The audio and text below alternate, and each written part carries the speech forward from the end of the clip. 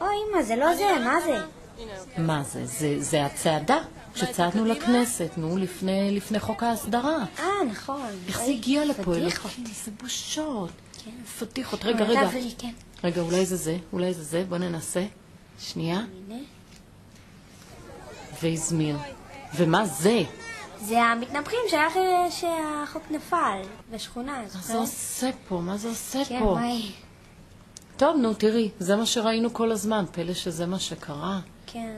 שנייה רגע, בוא ננסה את זה, בוא ננסה. אולי זה זה? כן, הנה, צפייה זה זה. ברוך השם, מזל.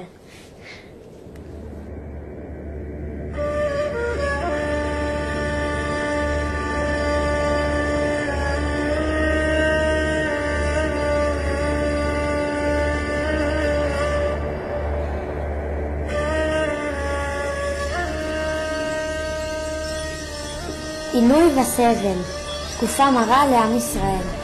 בתקופה זו נולדה בת לעמרם וליוכבד בת לוי, ויקראו שמה מרים, על שם המרירות. הנערה גדלת בבית אמה המיילדת, אשר דאגה גם לילדות, ובעודה תינוקת כבר עזרה לאמה, וכבר ספגה את אווירת העינוי ואת העוני אשר בבתי ישראל. והנה בעצם הימים המרים של הגזרה הרעה, כל הבן הילוד היאורה תשליכו. כשעמד עמרם וגירש את אשתו יוכבד, ובעקבותיו עמדו כולם וגירשו את נשותיהם. הייתה זו מרים ששכנעה את אביה לחזור בו, ובעקבותיו החזירו כולם את נשותיהם. והייתה זו מרים שהתנבאה אחר כך ואמרה, עתידה עם מי שתלד בן שמושיע את ישראל. בטוחה איפה הייתה מרים בנבואתה כי נבואת אמת היא, וכי אותה שמחה ששמחה בהחזרת אמה לבית אבא לא תסתיים במפח נפש.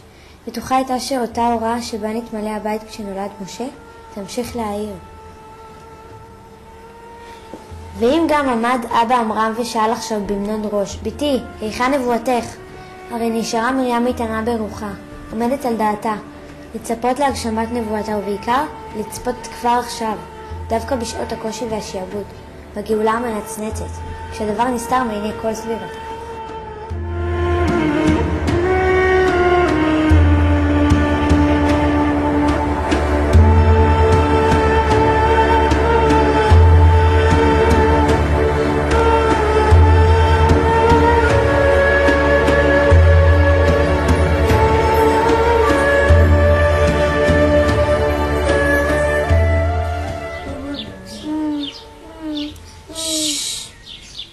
יותר להצפין אותו, הוא כבר בן 3 חודשים.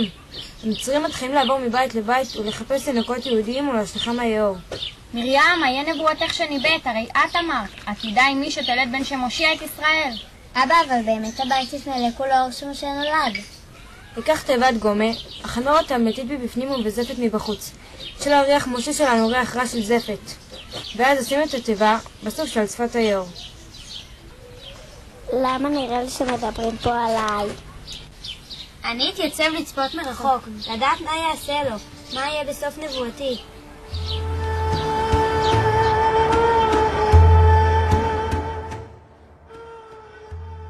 נבואת אמת הייתה בפי, והרי אני עומדת על משמרתי מצפה לישועת השם, לגילוי השכינה.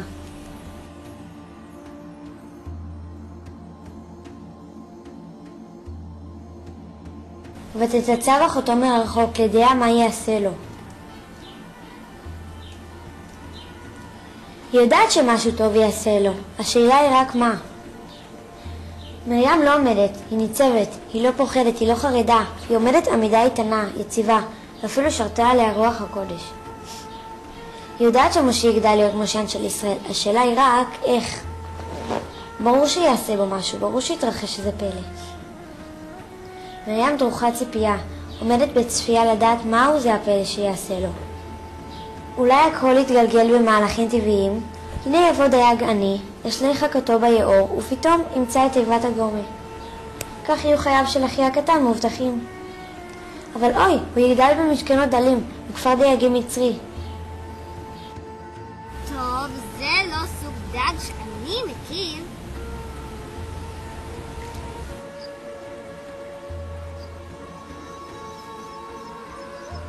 אולי עדיף שעל שפת הנהר יטייל זוג עשיר ושמח שיגלה את התיבה בסוף. האישה תחליט לאמץ את הילד והוא יחיה חיי רווחה במשפחה מצרית עמידה.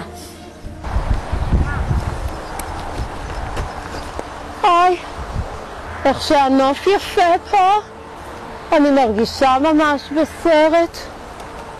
בעצם, אם אנחנו בחופש, זה בטח סרט.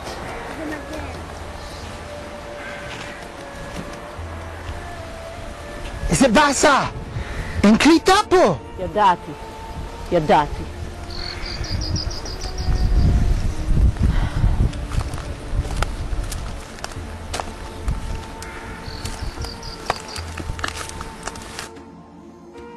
במצב הזה אני לא חושב שאוכל להיות בררן. מה עדיף לחינוכו של מושיע ישראל? האם רצו יותר שיכיר חיי דלות ויבחן בתלאותיהם, יבין יותר לרוחו של העם הנדכה והמעונה, ויהיה ליבו פתוח לסבלותיו? אולי מוטב שיחיה חיי רווחה וילמד גינוני מלכות. אתפלל לפני הקדוש ברוך הוא על המטרה עצמה, שינצל ושיגדל. לא אתפלל על האמצעים להשגת המטרה. הקדוש ברוך הוא לא זקוק לעצות שלי.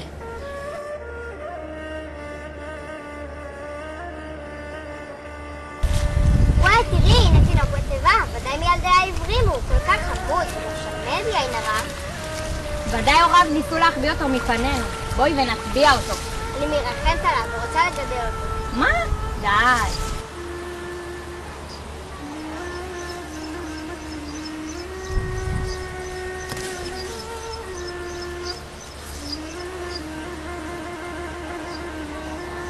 משה יגדל איפה בבית המלך. שככה יהיה לי טוב.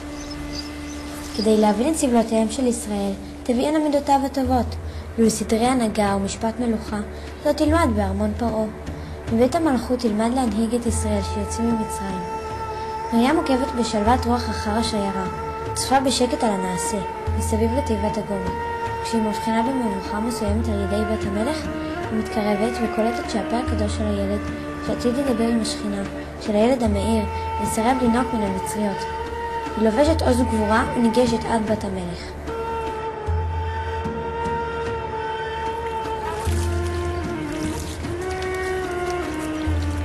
סליחה, הנה, אני מבינה שהתינוק מסרב לנוק במניקות מצריות. את רוצה שיקרא לה מנגד לגבייה?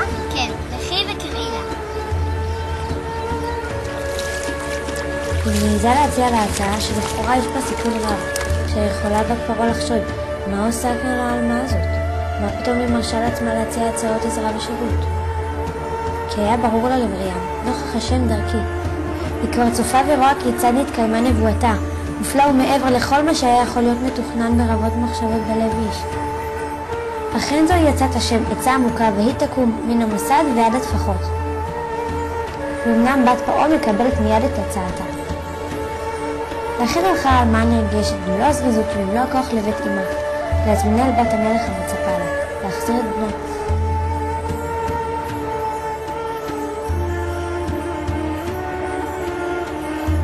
תינוק מתוק, יא דונדון! מיד אתן לך לאכול.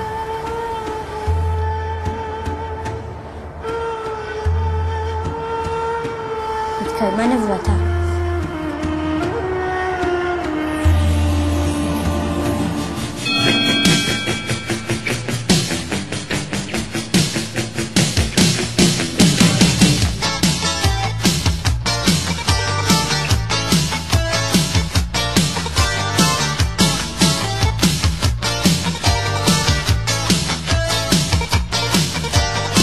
כל כך עצוב לי ושמש עליי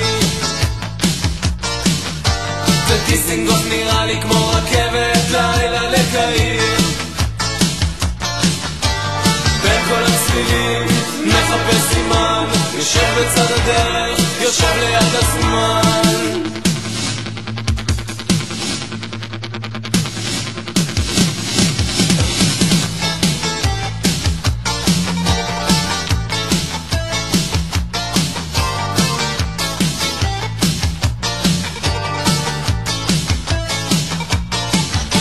בחדר הסגור, בדידות מקיר לקיר ואם אצא החוצה מצב רק יחמיר אז אני שומע צליל מאוד מוכר מגיע